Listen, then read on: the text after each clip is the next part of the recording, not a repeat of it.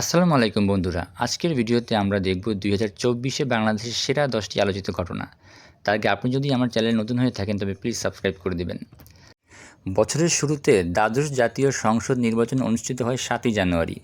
বিরোধী দলগুলোর বয়কটের মুখে শেখ হাসিনার নেতৃত্বাধীন আওয়ামী লীগ নিজেদের ভিতর একাধিক ব্যক্তিকে মনোনয়ন দিয়ে আবারও একটা ভুয়া নির্বাচনের আয়োজন করে জয়লাভ করে, যেখানে এমপি নির্বাচিত হয় নায়ক ফেরদৌস ও ক্রিকেটার সাকিব আল হাসানের মতো শিশু রাজনীতিবিদরাও।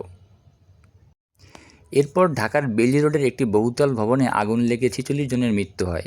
এছাড়া আরও 75 জনের আহত অবস্থায় উদ্ধার হন। গ্রিন কেজি নামক বহুতল ভবনে 29শে ফেব্রুয়ারি রাতে এই অগ্নিকাণ্ডটি সংঘটিত হয়।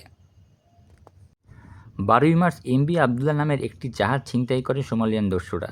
জাহাজটি মোজাম্বিক থেকে দুবাইয়ে যাচ্ছিল। জাহাজে 23 জন বাংলাদেশি নাবিক ছিলেন, যাদের জিম্মি করেছিলেন সোমালিয়ান দস্যুরা। 15ই এপ্রিল সোমালিয়ান জলদস্যুদের হাত থেকে জাহাজটি ছাড়া পায়।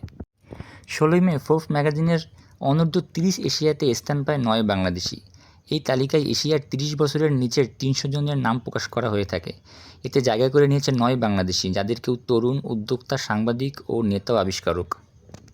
ঘূর্ণিঝড় রেমাল 26শে মে সন্ধ্যা থেকে 27শে মে সকাল নাগাদ বাংলাদেশে আঘাত হানে। এই ঘূর্ণিঝড়ে 7 জনের মৃত্যু হয়। এরপর শুরু হয় মতিউর রহমানের ছাগলকাণ্ড। কোরবানির ঈদের সময় 12 লাখ টাকায় ঢাকার মোহাম্মদপুরের সাদিক এগ্রো থেকে ইফাদ নামের এক তরুণ ছাগল কেনায় ফেসবুক পোস্ট ঘিরে আলোচনায় আসেন জাতীয় রাজস্ব বোর্ডের সদস্য মতিউর রহমান। একজন সরকারি কর্মকর্তার ছেলে কোরবানির জন্য 12 লাখ টাকার ছাগল কিনে এটা শুনে পাবলিকের মাথায় চক্কর দেওয়া শুরু করে।